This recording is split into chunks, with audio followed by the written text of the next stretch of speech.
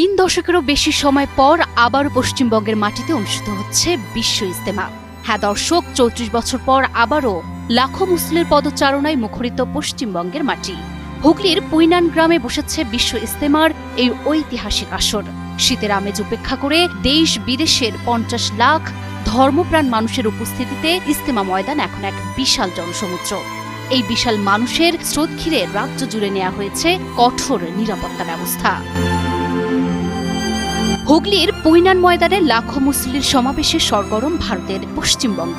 দীর্ঘ 34 বছর পর ফিরে এসেছে বিশ্ব ইজতেমার মহাসম্মেলন।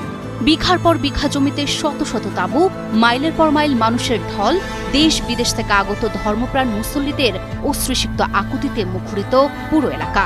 বাংলাদেশ, নেপাল সহ বিভিন্ন দেশ এবং ভারতের নানা প্রান্ত থেকে আগত মুসল্লিদের অংশগ্রহণে প্রায় 9,000 বিঘা জমিতে গড়ে তোলা ইজতেমা ময়দান